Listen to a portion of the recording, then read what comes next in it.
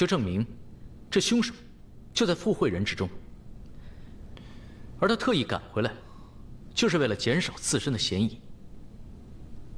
大当家，大当家，花三娘和伶人们都已经安排好了，我把废弃的阁楼叫人打扫出来，作为他们的落脚之地，还算宽敞舒服。你赶快去，派人看住阁楼，不得再有任何人随意进出。为什么，大当家？这样恐怕会得罪客人呢。刚刚花三娘已经十分不满了。凶手很可能就在这些人当中，如果逃了，咱们整个黑风寨都担当不起。啊，好，我马上就去。等等，师爷，你也给他在阁楼安排上一个房间吧。狄大人，为何如此？我不是已经没有嫌疑了吗？你说的话未必100%都是真的，所以委屈一下。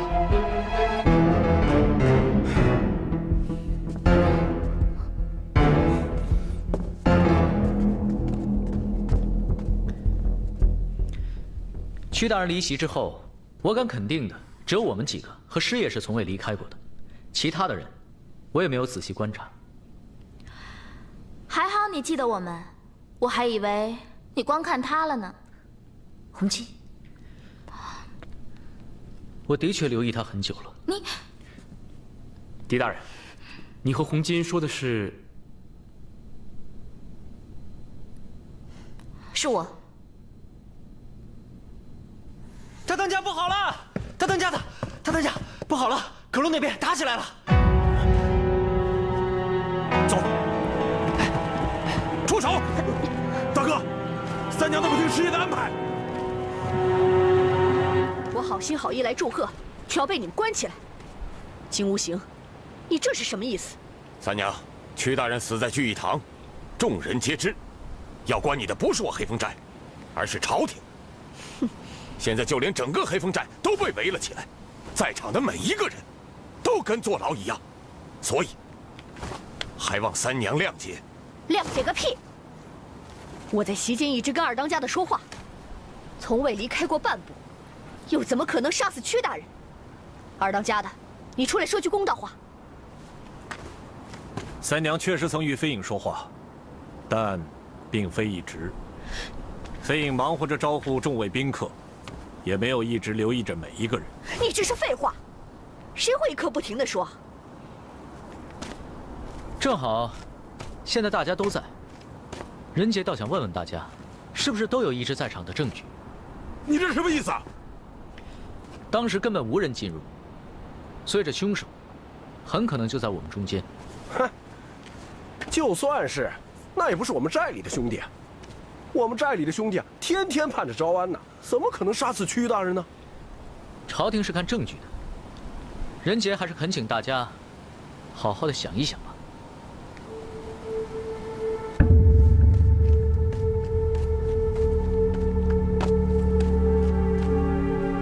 你的伤好些了吗？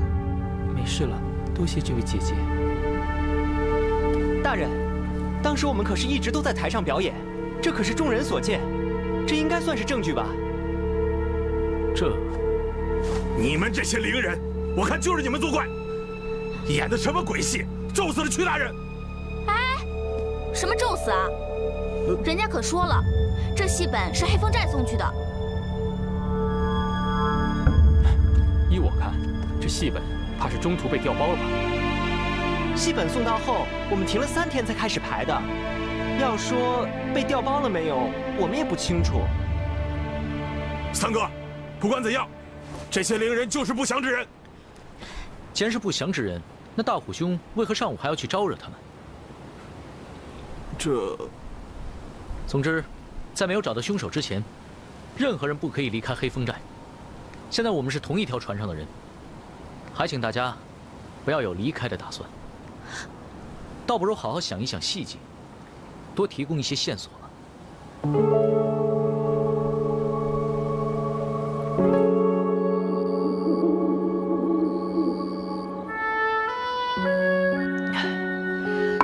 在这山上，有酒有乐，有知己的朋友在身边，本来是件很惬意的事情。是啊，但现在却这是300多人的安危在系。如果朝廷真的攻上黑风寨，墨雨，你保护狄仁杰离开。那你和红巾呢？黑风寨对于我们姐妹俩有救命之恩，如今大难临头，我们怎么能说走就走？你们别忘了，我们在祖师爷面前可是发过誓的。恩仇必报。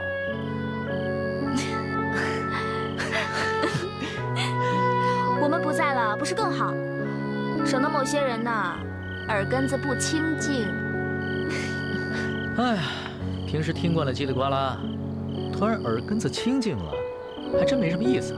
还有他呀，他现在叽里呱啦的本领，可不逊于我们哦。他是跟你们在一起才这样，他一个人的时候，那叫金口难开。哎呀，所谓的近朱者赤，近墨者黑嘛。放心，大漠狂沙都不能把我们吹散，还有什么好怕的？咱们不但散不得，还要一起还黑风寨一个清白。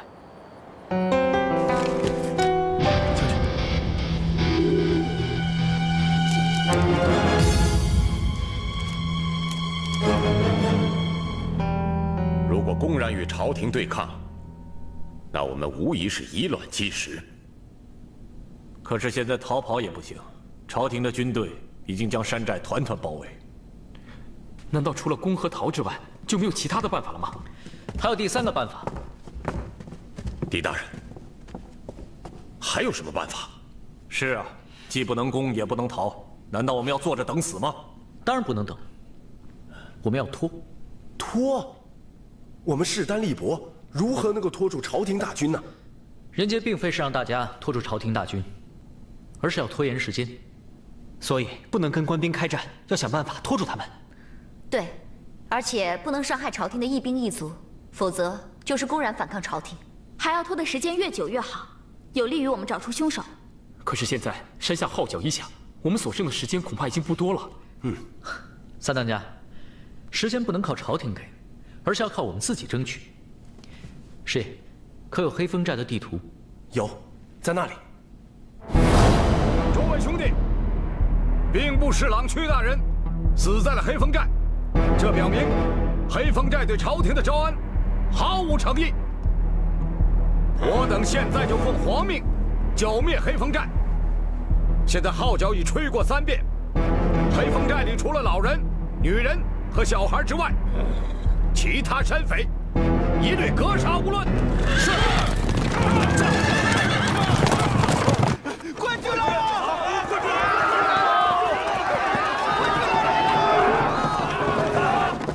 这2座山头形同马鞍，而第1座山头就是黑风寨。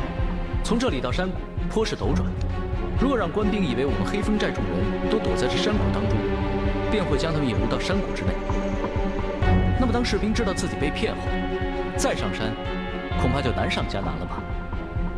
可是朝廷派了那么多官兵，把他们全都骗到山谷里，谈何容易？再多的士兵，也只相信一个将军的话，所以我们没有必要去骗他们，只要骗得过上官将军就可以了。3位当家，你们可愿意相信人杰？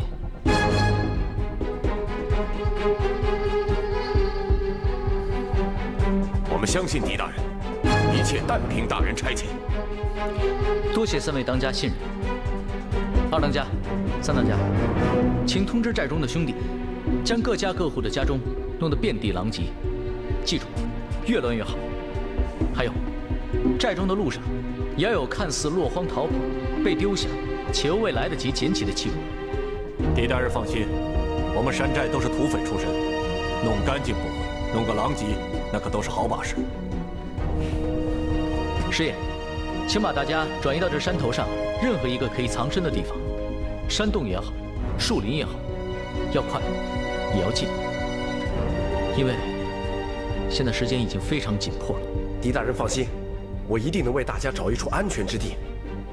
好，2当家、3当家，师爷，你们现在就开始行动吧。好。狄大人，那我呢？我做些什么？大当家，请帮人杰找10匹快马，还有树枝，越多越好。这没问题。可是，找这些来做什么？你一会儿就知道了。墨雨，你的马术有没有退步啊？比上次赢你时还要再稍好一些。红金蓝铃，你们呢？傻书生，你有听说过飞贼不会马术的吗？是啊，要不然怎么逃跑啊？好，大当家，我们现在就去引开官兵吧。好。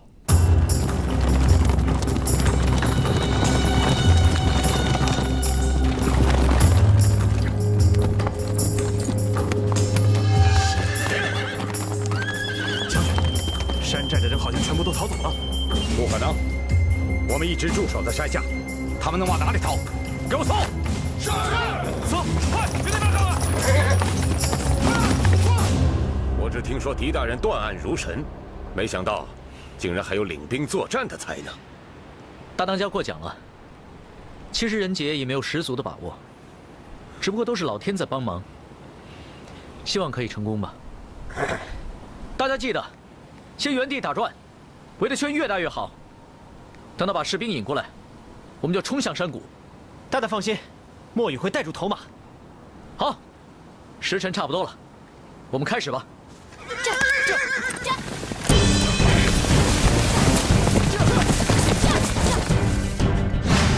将军快看，那里好像许多马匹在奔走的样子。难道黑风寨的人要骑马从后山逃跑？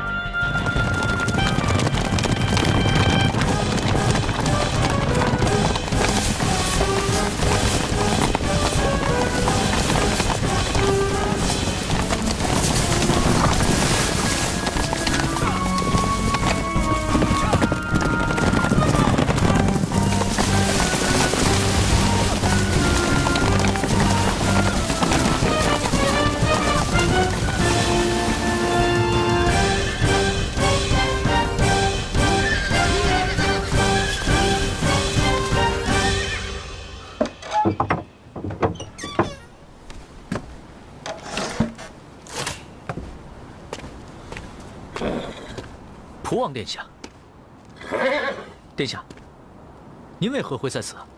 为了给你们争取更多的时间呢。殿下的意思是？狄大人，你用这招把官兵引入后面的山谷，就算你骑术再好，骑得再快，小王推断，最多也就能争取到1天的时间吧。殿下知道我们要引官兵到山谷。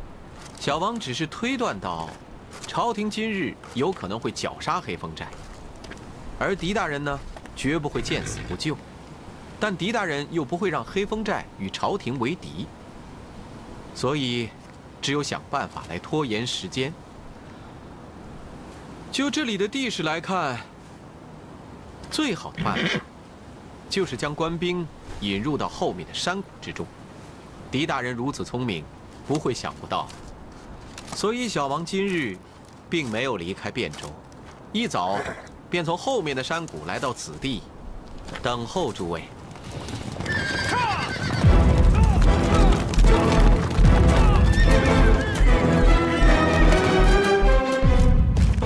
末将参见殿下。将军免礼。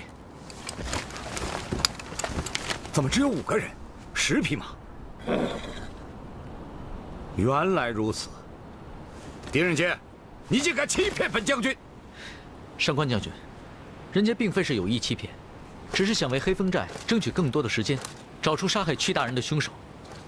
狄大人，现在不是上官不给黑风寨时间，是皇上不允许。你也知道，那屈大人是皇上的宠臣，他的死，皇上十分的震怒。上官将军，请将军回禀皇上，本王愿留在黑风寨中，为黑风寨做担保，请皇上宽限3日时间，以便查出真凶。可是殿下，将军，你若硬要绞杀黑风寨，也好，就先杀了本王吧。啊，末将万万不敢。将军请起。皇上那是个仁义之君，这你可是明白的。皇上非常顾念手足亲戚。本王虽然已被流放，在朝中也没有什么事业，但不管怎么说，本王也是皇上的亲兄弟。即算是屈大人是朝中的宠臣，在皇上心中，应该也不会高过本王吧？这些暂且不论。将军，本王向你保证，此事无论怎样，小王一人承担，绝不连累将军。殿下，我这就回去禀告皇上，同时我也会带兵围住黑风寨，等待皇上的旨意。收兵。是将军。谢将军成全。已请殿下遵守诺言。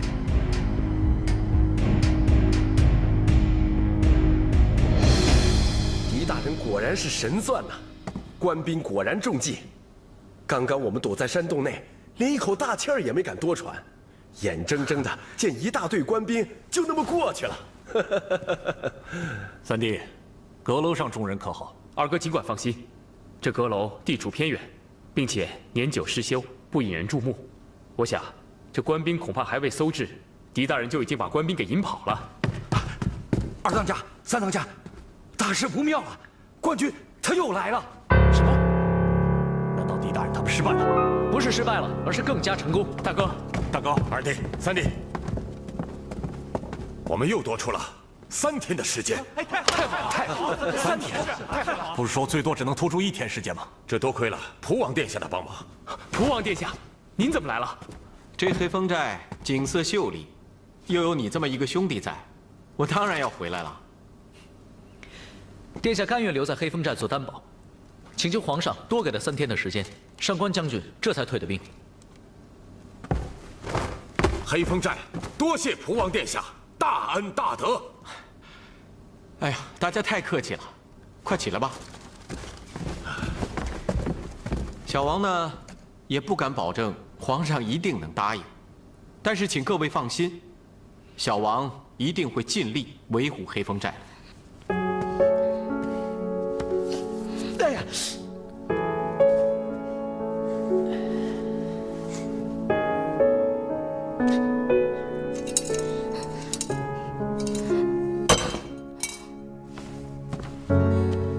茶壶又没得罪你，你跟茶壶置什么气啊？行了，我去倒水，省得你为难他。无端端又冒出个蒲王，这有什么不好吗？黑风寨又多出3天时间，恐怕无端端冒出来那个让你生气的人，不是蒲王吧？既然你这么说，那我不妨直说，那个慕容清，我们在大漠的时候就差点被他害死，现在还阴魂不散，又借着蒲王的名义出现，谁知道什么目的啊？说不定这黑风寨的一切都是那个女人搞出来的。红巾，慕容姑娘不管干什么都不会伤害大大，而且大漠一事，我们也没有确凿证据。你们这些男人啊，见到漂亮女人就晕，哪儿分得清楚什么好坏啊？不管你们信不信，反正这个慕容清绝对不是个简单的女人。不简单的不是慕容清，而是蒲王。但不管怎么样，我们多了3天的时间，还是件好事。哎呀，沙书生，你是不是吃醋了？出来这么一个既潇洒又聪明的人物，不仅抢了你的女人，还抢了你的风头。狄仁杰只喝酒，不吃醋。酒喝多了容易醉，就像漂亮的女人，看多了容易晕。啊，还是喝点茶，消暑解郁的好。原来最可怕的不是漂亮女人，而是聪明的女人呢。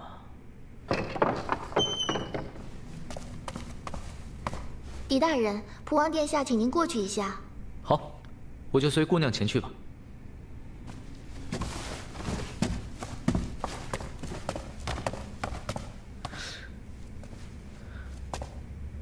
黑风似乎在阁楼待了1天1夜了。如果真凶就在里面的话，一定会有所动静。3天的时间并不多，我们要抓紧。你们去查问一下，将口供记下来。大大放心。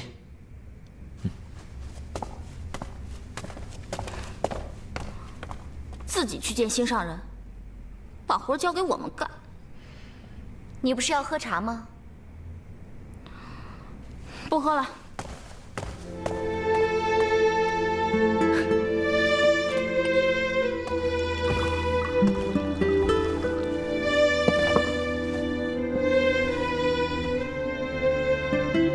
大漠一事，你是否怀疑慕容清？怀疑。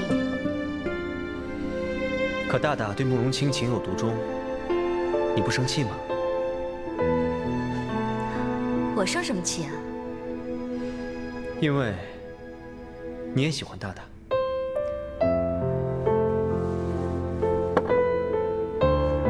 我跟红巾有过约定，绝对不会再争同一个男人。可是，人怎么能管住自己的心呢？喜欢什么人，根本由不得自己。没想到你这个小书童对感情倒是颇有一番见解。怎么，你呢？有没有什么时候是由不得自己的？我嘛，都是理论，理论而已。大大跟慕容姑娘的事，你真的不生气吗？生气又有什么用呢？再不可思议的事，都有水落石出的一天。人心也是。好一句人心也是。行了，狄仁杰交代的事赶紧去办吧。我也想看看这阁楼里到底有什么新文章。可是红巾，不用管他，红巾自然会忍不住跟着咱们一起去的。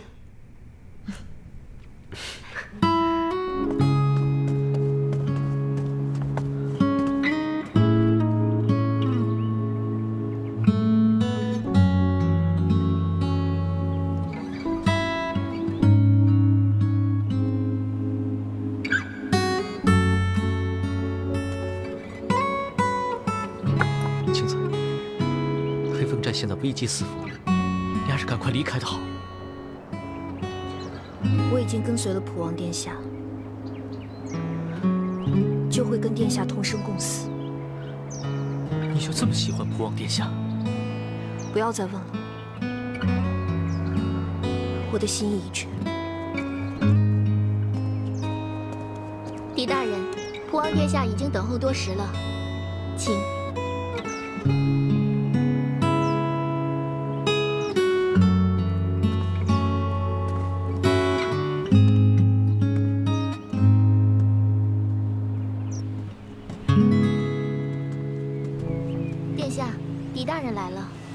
哦，下去吧。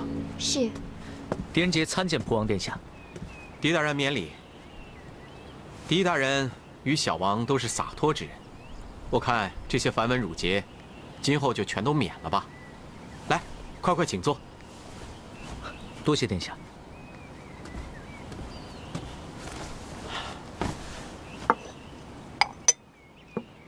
小王，正好刚刚煮了一壶天地醉。愿与狄大人一起品尝。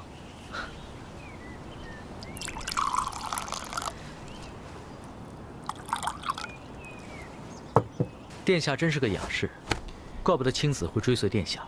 哈，仁杰只知道女儿红、九潭春、竹叶青，不知这天地醉。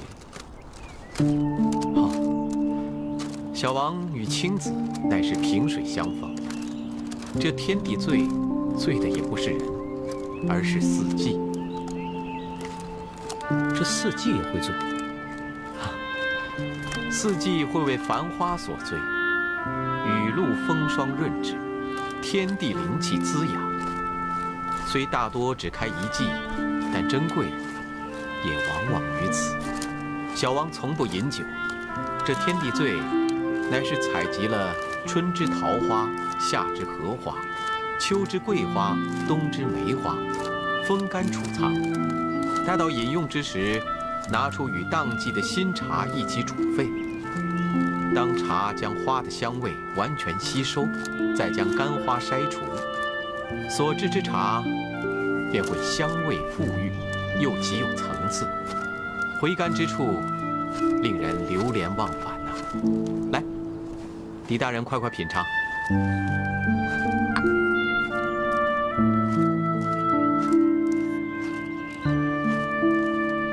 怎样？殿下，这花香沁脾，人杰醉了，但从未醉得如此清醒。好啊，看来狄大人的确是与官场上那些浑浊之物不同。小王还真是相见恨晚呐。我给二虎作证，二虎没有出去。我给三虎作证，三虎没有出去。我给大哥作证，大哥没有出去。你们别难过了，我知道，屈大人出去的时候，你们在舞台上表演，根本没有时间杀死他。你们不要害怕，现在把你们关在这里，也只是权宜之计。你们安心待在这里，要是谁敢再欺负你们，就告诉我飞鸿金，我一定不会放过他的。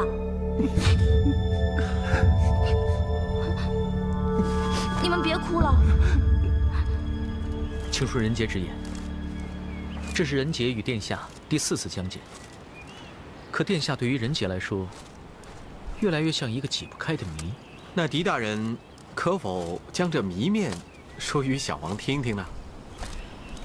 殿下潇洒优雅，更是有一种浑然天成的贵族气质。即便是来到黑风寨小住，也会锦衣华服，带着自己喜爱的书籍字画，甚至家具器物，并在这园中植满了鲜花。原本这一切让人觉得大费周章的事情，可在殿下的身上，却显得从容，且毫不为过。人杰潇洒，却怕为潇洒所付出的代价。所以人杰不明白，如此潇洒自由的殿下，为何会为了黑风寨而以身犯险，自顾自尽呢？不瞒狄大人，小王流放多年，足迹遍及大江南北，交友无数，但没想到，懂我的人却是狄大人。但有一点，狄大人却不知。这么些年，小王早已做到事事顺天应时，包括小王这条性命。顺天应时。我华三娘以我项上人头保证，整个宴会从未出去过。至于其他人，我什么也想不起来了。不过琢磨一宿，我倒觉得那些伶人们演的是真的。黑风寨2个字，虚无。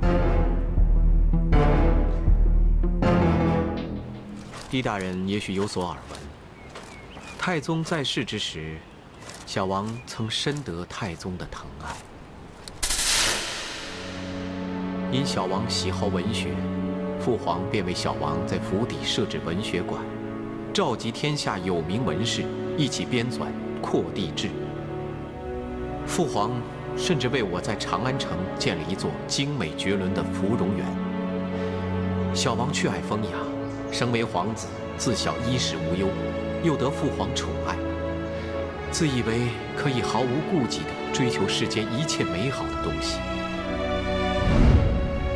但生在皇室，又岂会有真正的自由？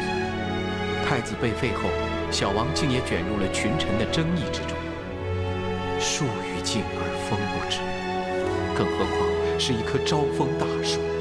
这道理，小王当时还不懂，直到听到被流放的圣旨后，才如梦初醒。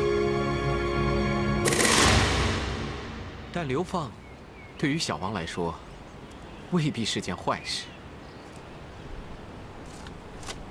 狄大人，小王早已说过，小王已放开怀抱，既然在哪里都能够赏花习文，在此为之，没准儿还能救人性命，何乐而不为呢？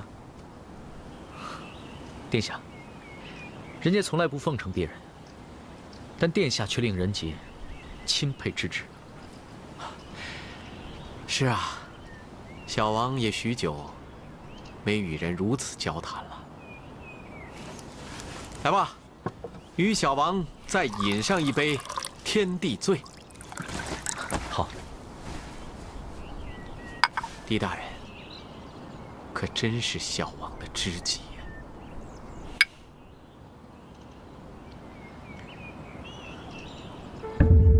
我昨天可什么都说了，屈大人的死真的跟我没关系。你们怎么又来审我？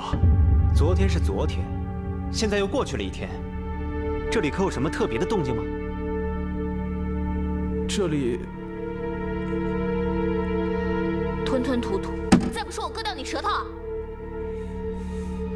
就算你不是凶手，如果真凶找不到，你一定要死，因为朝廷已经下令剿灭黑风寨。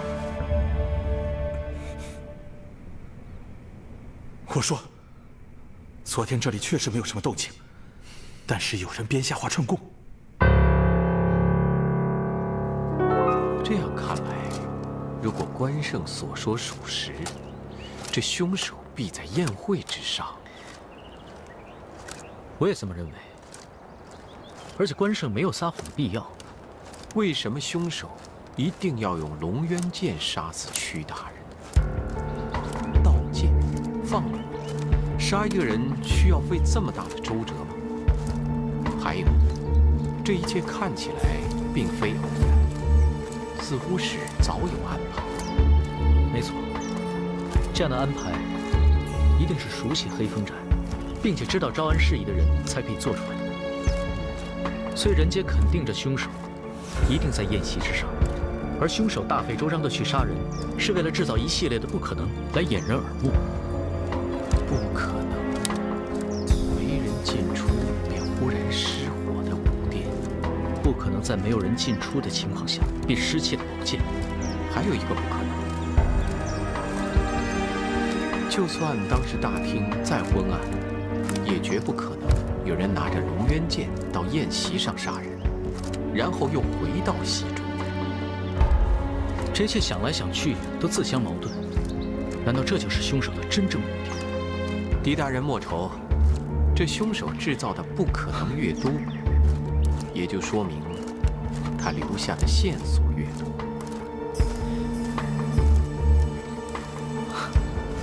殿下所言甚是，凶手虽然聪明，但恐怕最后聪明反被聪明误。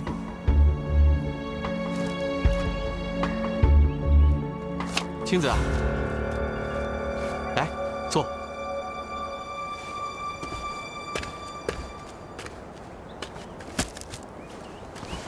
狄大人，小王在游历途中遇到青子，是他把小王风湿痛的陈年旧疾给治好了。小王看他一个人孤苦伶仃，就生了怜悯之心，所以想要照顾他。对了，青子曾经跟我提起过，你们好像一起在药王谷学医啊。啊，没错，慕容姑娘曾经教过人杰医术，说起来还算是人杰的老师呢。狄大人言重了，慕容清怎么敢当狄大人的老师呢？狄大人志存高远，心中只有科举，药王谷对狄大人来说实在是太小了。药王谷是世外桃源，慕容姑娘，世人皆尘心难了，不是药王谷太小。殿下，人杰告退了。哎，狄大人，狄大人并非是臣心，而是有天下心。青子，不要再为难他了。好了，这案情紧急，小王就不留你了。青子，待会儿替小王送送狄大人。是。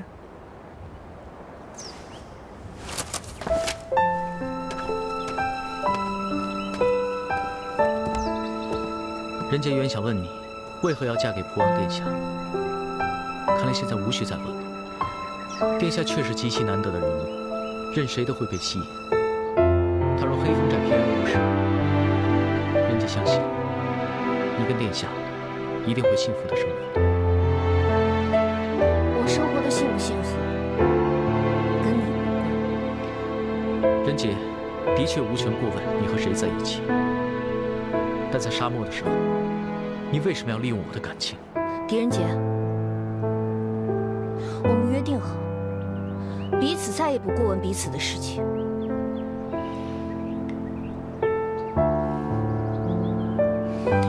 你想得到无字天碑，我也想，但是我绝对不会告诉你我为什么。不说也罢，只要你真正找到了你想要的人。傻书生，你放着案情不查，还跟他在一起，你是不是嫌他把你害得还不够啊？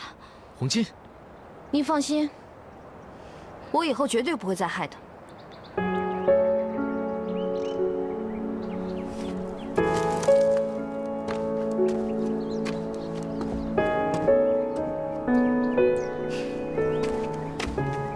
青子到底在想些什么？为什么我越来越看不清？你看什么呀？告诉你，我们查到昨天谁有可能离开过宴席了。大哥、二哥、三哥，大虎可是黑风寨的人，你们竟然不相信大虎，而是去相信关胜这个外人。我昨晚经过你们房外，明明听见你安排三虎相互为证。证据？哼，证据怎么能安排出来呢？说得好，安排出来的不是证据，而是辩词，狡辩之词。狄大人，三位当家，听说黑风四虎串通一气，互相为证。那是关胜撒谎。是关胜撒谎，还是你撒谎？墨影红金兰陵可是将阁楼众人分开审理。如果是关胜撒谎，他又是如何知道这黑风四虎互相为证的？狄仁杰，你怂恿三位当家的把我们都关进阁楼，谁知道你会把哪一个拉去做替罪羊？这么说来，你们的确串供了。我为何串供？是不是你离席，怕我们查出来？大虎，黑风寨的兄弟，没有一个是不凭良心做事的。你要是没有杀人，我看到底谁敢把你拉出去做替罪羊？我确实出去过，而且看到了屈大人被杀。什么？你看到了屈大人被杀？对。当时我就站在大堂的帘幕外，正好可以看到后厅。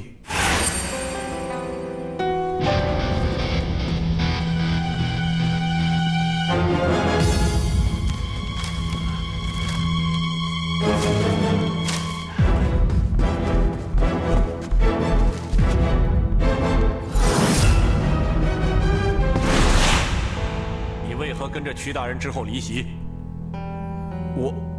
我是想给屈大人送礼，看看能不能在朝廷打开一些门路，招安后也能混个一官半职的。哼，又是为了招安，这招安本是为了安稳，没想到人是安稳了，心却被搅乱了。大虎，你可是亲眼看到了一个黑影？对，是一个黑影。你撒谎，怎么会有黑影呢？这宴会上根本没有人穿一身黑衣，就算他换了衣服，那按你说的，一闪便没了踪影。那他根本没有时间再换回衣服，混回宴席当中。我这次真的没有说谎，确实有个黑影一闪而过，太快了，一眨眼就不见了。就是怕你们不信我，还说不准把我当凶手交出去，之前我才没有敢说。大虎，原来是你先不信的咱们，自家兄弟何以如此？大当家，不如先派人将大虎送回阁楼。任杰还想再去一次武殿，或许我们遗漏了什么。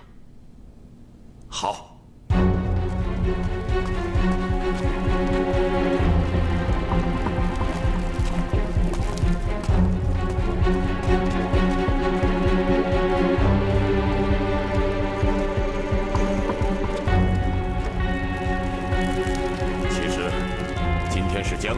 和三铁记的忌日。不知大家相不相信伶人们所演的故事？这个故事的真假，无形不知。但是我知道何为忠义。这2个字，从我当上黑风寨大当家的时候，我就从来不敢忘记。黑风寨这么多年，劫富济贫，从不错杀一人。飞鹰以为，即使伶人所演的故事是真的，那么这笔血债，也不该由黑风寨来承担。大哥、二哥，你们放心，狄仁杰一定会帮忙找出真凶的。是真有其事，还是有人编造故事另有图谋？到时候便知。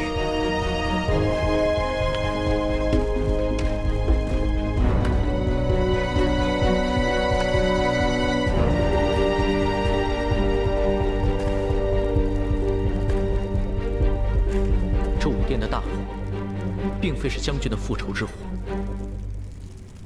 而这里正是点燃大火的起点。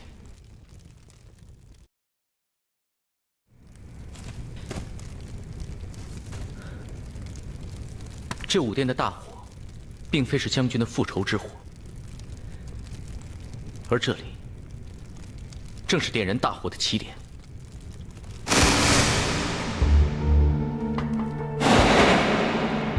没错，大大。我记得这2边堆放了许多剑，但现在却都烧成了这样。烧得如此彻底，正因为这里就是大火的起点。接着，火势蔓延，但烧到了这里，就停住了。因为这里没有什么东西可烧了，况且守卫发现及时，进来救了火。真正救火的人，并非是守卫。这火是什么时候开始燃的？燃到了哪里？燃到了什么程度？都是事先已经有人设计好的。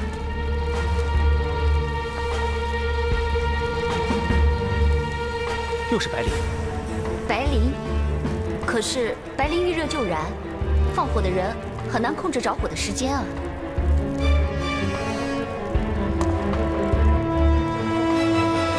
虽然是事先有人设计好的，但将其点燃的，并非是人。并非是人，又只烧到这里，难道真的有将军的鬼魂？大哥，你不是说今天是将军的忌日吗？虽然将其点燃的并非是人，但也不是什么将军的鬼魂，而是这铜像的护心镜。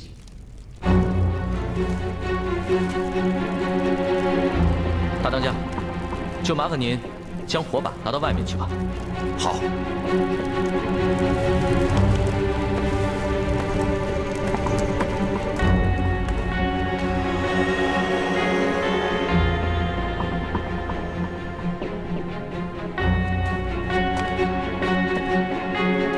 当时的护心镜和现在的差不多，白天的时候所有的东西都是亮的，所以不明显。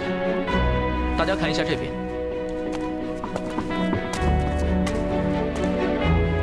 燃烧的一面是见不到光的一面，它可以通过这个护心镜将光线反射到这里。大家想一想，晌午时分，光线直射进来，再由这个护心镜反射到剑堆上，剑堆的温度越来越高，白磷自然就会点燃。原来凶手是利用太阳照射护心镜的时间和反射光线来控制大火的，真是精心设计啊！凶手如此处心积虑地放这么一场大火，究竟是为了什么？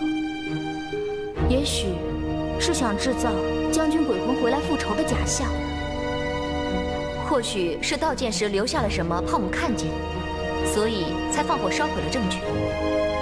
不要忘了，大火燃烧的时候和屈大人被杀是同一个时间，所以我怀疑这个大火一定跟盗剑有关。但之间有什么关联，任杰现在还没有想清楚。他很好地掌控了时间，所以我怀疑设计武殿大火一案的人，必定是熟悉武殿的人。现在疑犯中，对武殿非常熟悉的，也只有黑风四虎了。不管怎样，我们现在离真凶又近了一步。不知朝廷怎么样？能否多给黑风寨一些时间？河南道大旱，奏请朝廷免除1年赋税。陇右道盗匪猖獗，恳请朝廷出兵予以剿灭。大人。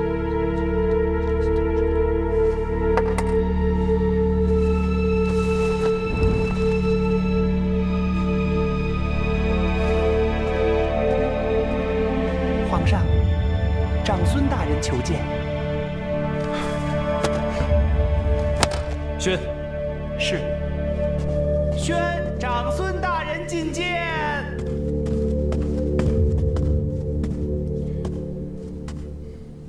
臣叩见陛下。长孙大人，不知这么晚来找朕，所谓何事？陛下，臣刚刚听闻蒲王自愿为黑风寨担保一事，想必陛下正为此事困扰，特此前来为陛下分忧。魏国公不愧是朕的亲舅舅，朕正在为此事担忧呢。不知陛下做如何打算？朕只想让蒲王速速离开那山匪聚集之地。依朕之见，不如再派人去招安。屈大人一案可以慢慢审理，重要的是蒲王他。陛下，不知陛下是否知道蒲王是自愿为黑风寨担保的？朕知道，蒲王为人一向宽厚仁义。朕听闻黑风寨3当家是他的好朋友，他怎么会见死不救呢？蒲王连山中的悍匪都能交为朋友，陛下，真觉得蒲王是宽厚仁慈吗？他这是笼络人心。陛下，恕臣直言，现在是杀死蒲王的最好时机。什么？杀死蒲王？舅父，你这什么意思？你这简直……陛下，黑风寨杀死钦差毫无归顺之意，陛下可以再下旨剿灭黑风寨，顺便杀死蒲王。对朝臣对天下，就说蒲王是被悍匪所杀，为国捐躯啊！舅父，你当初把三哥吴王卷入高阳谋反一案，朕虽然伤心，却也没说什么。但蒲王，他可是朕异母同胞的亲哥哥呀！陛下还记得先皇太宗经历过的玄武门之变吗？玄武门，玄武门，怎么又是玄武门呢？朕现在已经是皇上了。陛下，恕臣直言，太宗在位时，蒲王在朝野的势力远远超过了陛下。这些年来，蒲王即使流放在外，但仍有许多人追随他，他们是为了自己的利益，贼心不死。不知陛下是否想过，一旦蒲王东山再起，皇上，武媚娘生了，恭喜皇上是龙子。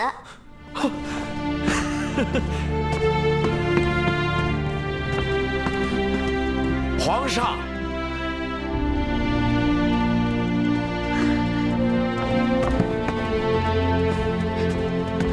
皇上，恭喜皇上又得了个皇子。走，皇后辛苦了，早点回去休息吧。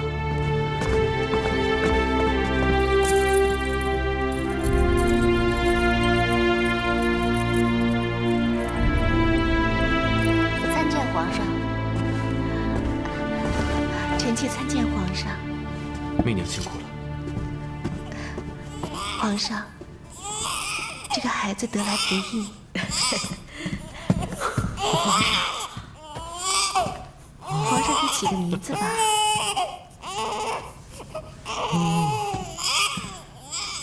那就叫红吧。红，媚娘喜欢。我来，皇上。以后媚娘还要给皇上生很多很多的皇子，让他们兄弟一起好好的孝顺皇上。兄弟，怎么了？媚娘说错什么了吗？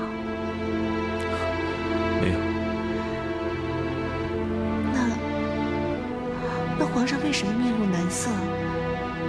皇上有什么心事，不妨说出来。媚娘即使不能替皇上分忧，也可以做一个很好的倾听者。真是替蒲王担心啊！朕派去黑风寨招安的钦差离奇被杀，朕本来和大臣们决定要绞杀黑风寨，但是蒲王以自己做担保留在黑风寨，还要朝廷给他们3天时间找到真凶。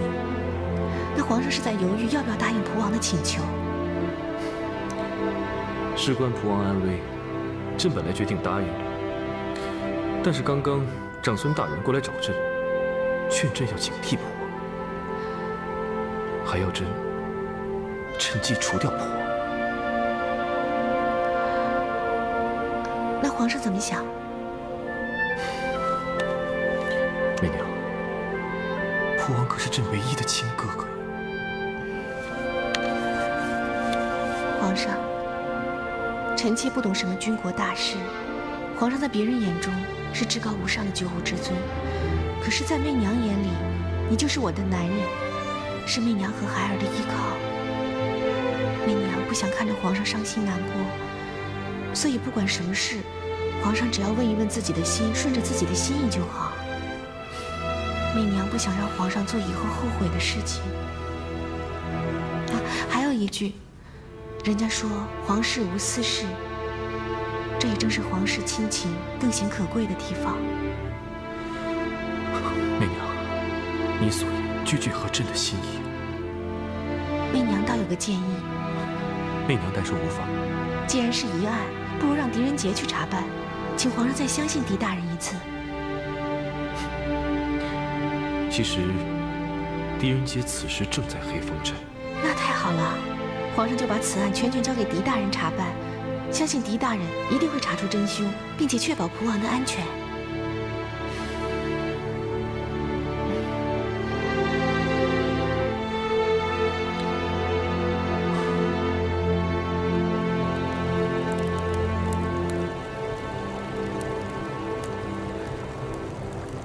想起以前和姐姐在黑风寨的日子，那段时间无忧无虑的，真是快乐。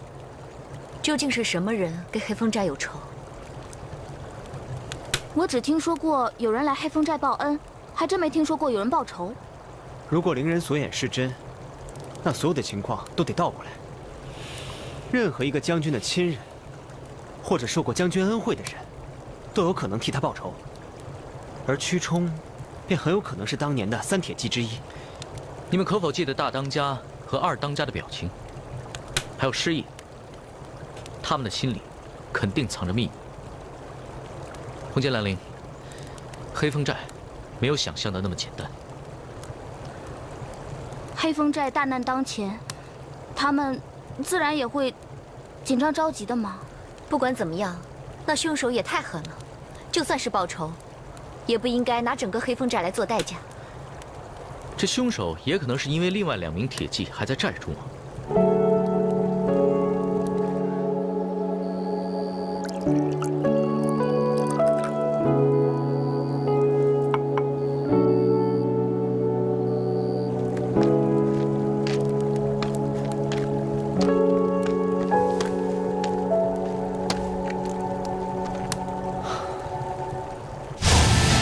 没想到你来慕容山庄学医只有短短2年时间，就进步如此神速，真是个难得的学医奇才啊！仁杰的今日所得，多亏姑姑和慕容姑娘平时的教导。狄仁杰，我想把慕容家家传的悬丝神针传授给你。不过，这祖上传下来的规矩，这门绝学可是不能传给外人的。姑姑，仁杰没有觊觎绝学之心，只是希望能够把医术学好，以后可以治病救人，这样仁杰就已经心满意足了。你是知道的，青子啊，是我慕容家唯一的骨血。我看你们二人平日十分要好，所以我想把她许配给你。人姐，待你们二人成亲之后，我便把这门绝学传授于你。我已经决心闭关修行，不问世事，而你便会成为药王山庄的新主人。姑姑，你怎么自作主张，也不问问我的意见啊？这么说，你是有意见了？哦，不是。姑姑，人姐感谢您的美意，但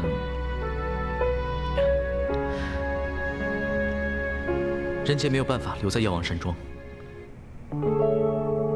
我已经决定了，要去长安赶考，秉承父志，当一个为百姓做实事的好官。人姐来到药王山庄学医，也是为此。狄仁杰，我原以为你虽出身仕宦之家，却是个淡泊名利之人，可没想到你也是个追名逐利之徒。我告诉你，我药王山庄在江湖中地位非凡，庄园主人的地位与将相无异。况且呢，这江湖要比官场自由得多。二者取其一，你是个聪明人，我再给你些时间，好好想清楚吧。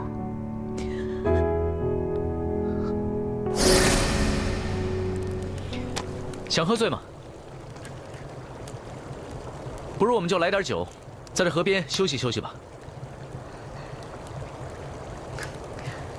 好啊，今晚我们就大醉一场，解解郁闷。哎，我知道哪里有酒，我去拿。狄仁杰说他很喜欢这天地醉，还说他从未醉得如此清醒优雅。来，青子，你也尝一尝。殿下，青儿不想喝茶，青儿想喝酒。青子，你知道本王从不饮酒，又到哪里去给你找酒啊？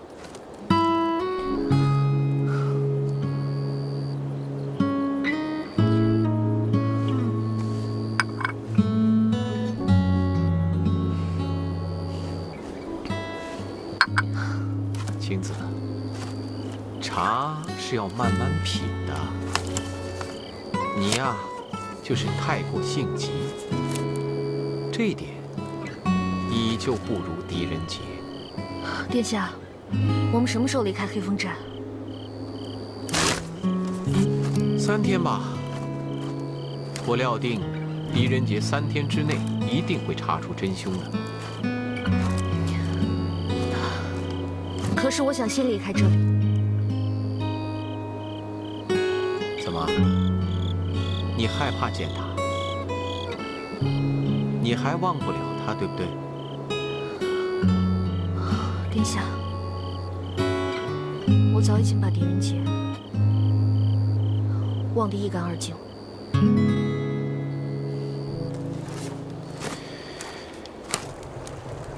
你说，如果这3把宝剑的故事是假的，那他为什么还要编一个如此忠义可嘉的故事来骗人呢？为了掩饰，也为了让自己的内心好过一些吧。春红为了分到招安的好处，却负了关胜的约，使关胜沦为嫌犯。黑大虎表面上跟黑风寨所有人都打成一片，称兄道弟，义字当头，但是关键时刻，对黑风寨却一点都不信任。现在，就连黑风寨上下所有人都信奉的故事，都有可能是假的。哼，这世界还真是荒谬。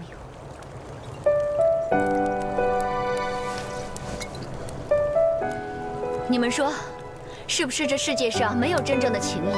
所有人都会为自己想得多一点。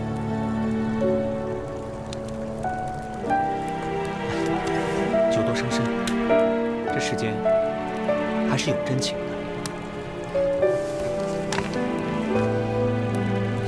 是说，大大不顾自己的安危留在黑风寨，而我们又都追随他，这些不都是真情谊吗？傻书生的确是有情有义，别人害了他，他非但不怨，居然还惦记着。我说傻书生，你能不能为自己想一想啊？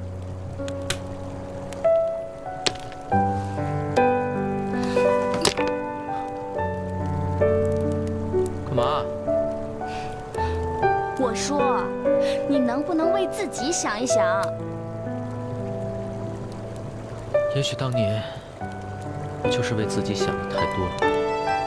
你当年就是为自己想的太多，而辜负了心中喜欢的人，而这个人就是慕容清，对吗？狄仁杰，你可以后悔。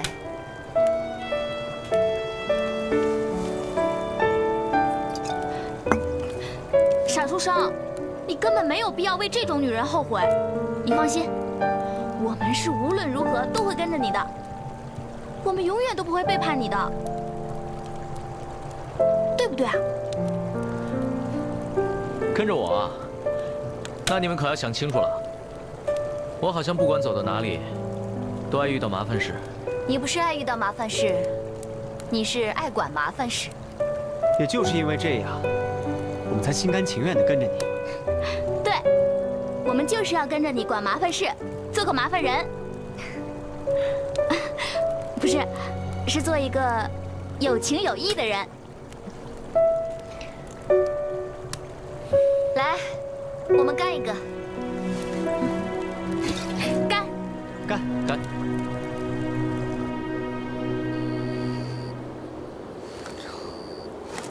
青子，要当心啊！人在失意的时候，饮茶也是会喝醉的。那是因为你的心想醉。那就让我喝醉吧。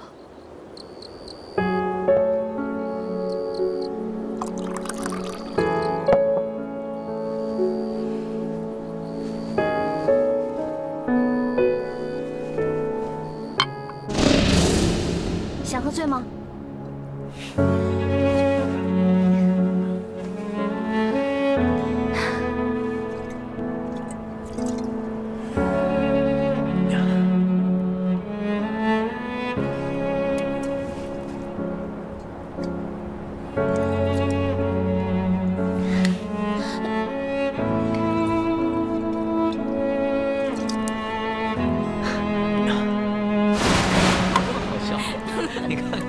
居然笑成这样。好笑。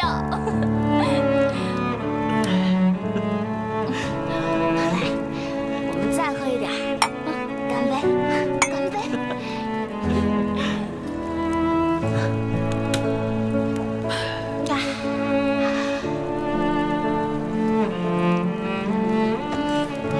我跟你们说，还能喝呢。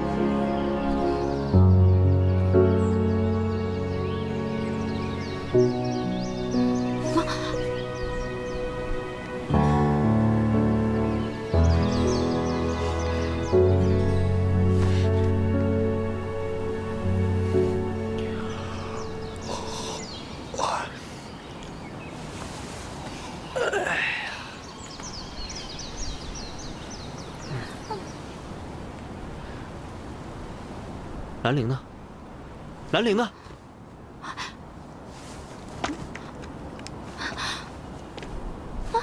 兰陵！沙书生，你快醒醒！兰陵姐姐不见了！兰陵！姐姐！兰陵！姐姐！狄大人，狄大人，大当家他被人杀死了。什么？大当家死了？没错，他被于长剑所杀。武殿当中的第2把宝剑已经出现了，大家都怀疑兰陵是凶手。什么？狄仁杰，大哥不是我杀的。别着急，慢慢把事情说清楚。有什么好说的？我亲眼看见他杀了大当家。人命关天，你可亲眼看见？实话实说，无论你是看到的还是听到的，不能有一丝差错。是二当家，我们到的时候看见大当家已经趴在那里了，身边只有他一个人在。大当家，是你杀了我们大当家的！我没有杀人，当时的确就我一个人在，可是我并没有杀死他。大哥对我有救命之恩，我费兰陵一向恩仇分明，怎么会杀死他？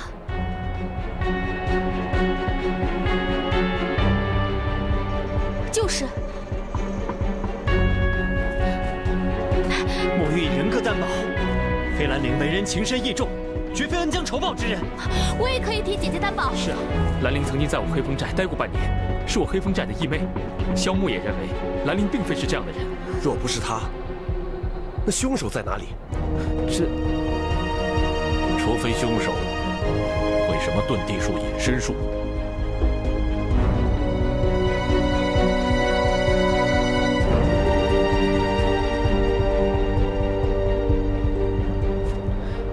兰陵，我们不是一直在一起喝酒吗？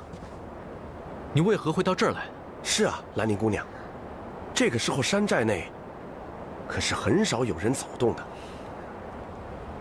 我昨天晚上喝多了，醒来的时候有点头疼，就四处走走，无意间来到这个凉亭，正巧大哥也在这儿。奇怪，这个时候大当家来凉亭干什么？大哥说他约了人，我想可能是他的私事，便没有多问。此时此地约人，的确有可能是私事。那之后呢？之后我便与他随便聊了几句。大哥，既然你约了人，兰陵就先走了。山寨之事，我想你不必太过忧心。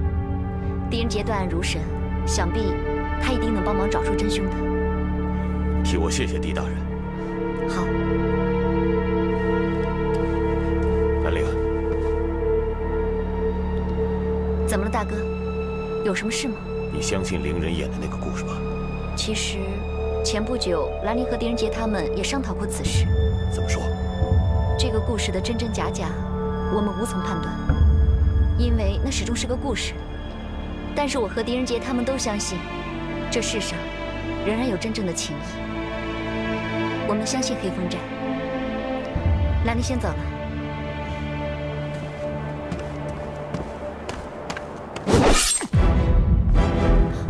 大哥，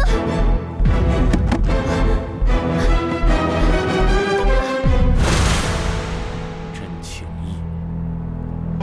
二哥，好。如果兰陵没有看到真凶，那真凶唯一的逃脱路线，就是凉亭后面的这片丛林沼泽。可在这么短的时间之内，凶手是怎么逃脱的呢？狄仁杰接旨。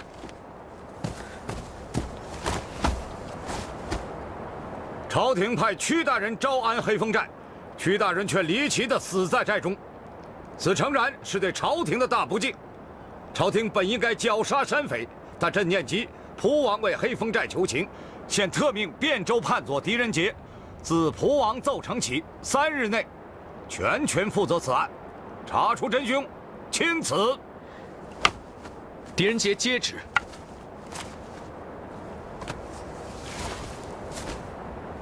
本将军已派更多的兵力驻守黑风寨，从即刻起，除了狄大人一人之外，其他人等不得擅自出入寨中。是。现在可是离时限还剩下2天不到，如果了明日子时再查不出真凶，我上官可要带兵攻入了。到时候恐怕蒲王殿下也不能阻拦。人皆明白，多谢上官将军。告辞。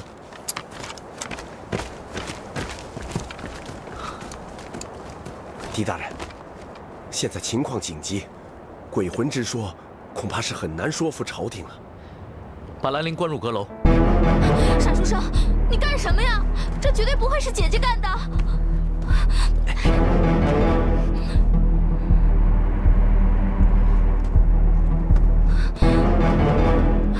姐姐。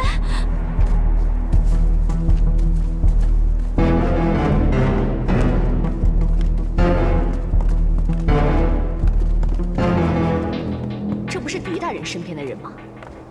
难道也会有嫌疑？师爷，可不可以先把我放出去？万一凶手要是没找着，朝廷打上来了，我也好见春红最后一面。哎呀，你瞧你那点出息，为了那个女人，至于吗？还一天到晚说自己是关二爷的后代，我呸！哎，我怎么了？我爱女人天经地义，总比你一天到晚想着怎么耍伶人强。你说什么？大虎兄弟，大当家被人害死了。什么？金无形死了？大当家怎么死的？大当家被人用鱼肠剑杀死在凉亭之内，剑穿胸膛，死得惨烈。鱼肠剑，那不也是武殿里的3把宝剑之一吗？难道和杀死屈大人的凶手是同一个人？师爷，是不是兰陵杀死的大当家？你别血口喷人，我根本没有杀人。大虎兄弟，现在还不清楚，只是兰陵刚巧也在凉亭之内，朝廷已经答应蒲王殿下的请求，特命狄大人全权负责查办此案。大家再耐心等1-2天吧。哎，师爷，这……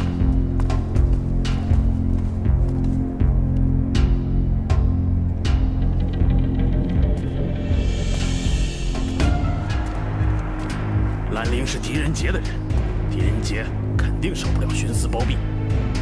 搞不好又把我拿去顶罪。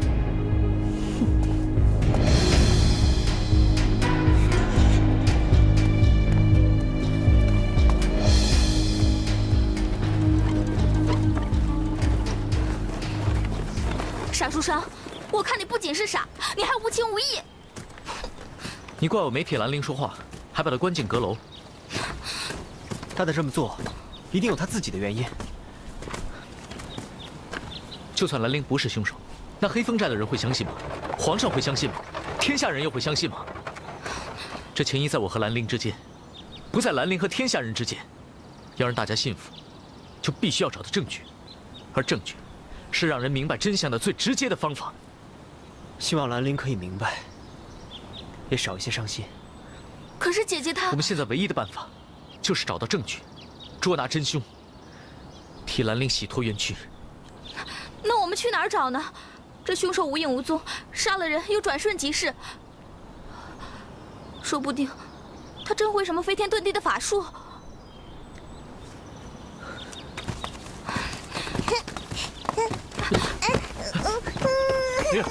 小宝乖，没事吧？别哭了。小宝乖啊，你看爹爹给你吹了个糖人儿，咱们回家吧。哟，原来是狄大人，啊，真对不起啊，这小孩子他淘气。啊，没关系，最近不要让小孩到处乱跑，这寨中啊不平静。哦，我知道，所以这才赶过来。平时我都不管他的。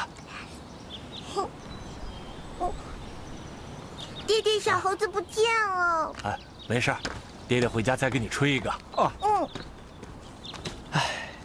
如果我们明天还是找不到凶手，那朝廷会不会连黑风寨的小孩都不放过？红阶墨雨，这凶手根本不是什么隐形人，也不会什么法术。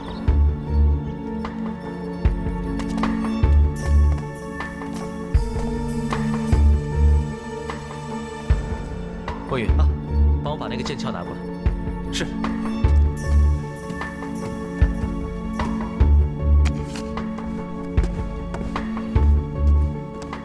大大。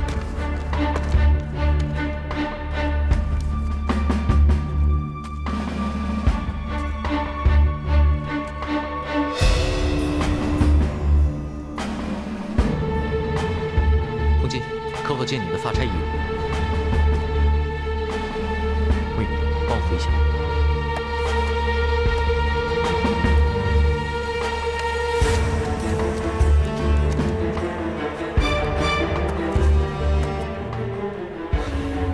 这是什么？这是障眼法。把蓝灵交出去，替大当家报仇，替黑风寨伸冤，替大当家报仇，替黑风寨伸冤，替大当家报仇。众位兄弟，众位兄弟，此事朝廷交于狄大人处理，应由狄大人一人做主。二当家，兰陵一直跟随狄大人，交给他，难道他不会徇私？他会秉公执法吗？诸位请放心，狄仁杰一定会秉公执法。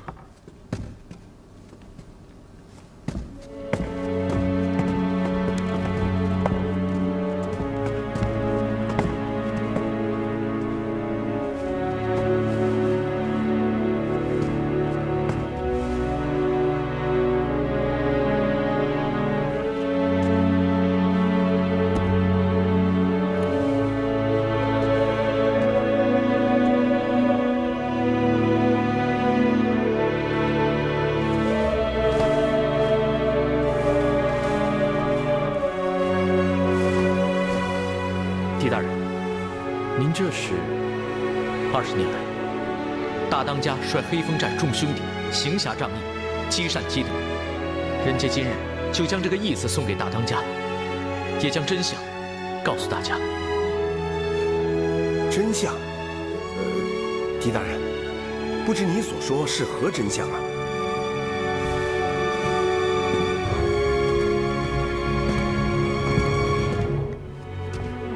整个真相就在这里。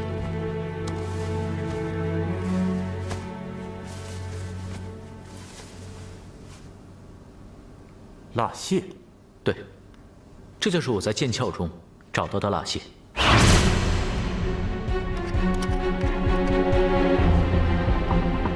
我们在武殿里所看到的宝剑都是假的，里面并没有宝剑。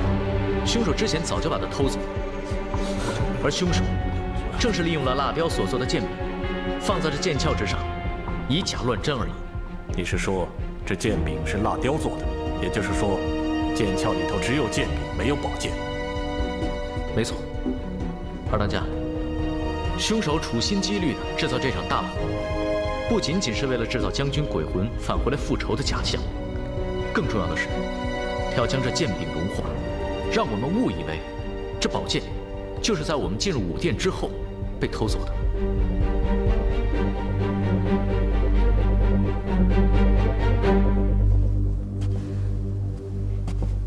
相信大哥的在天之灵，也已经知道了凶手的骗局。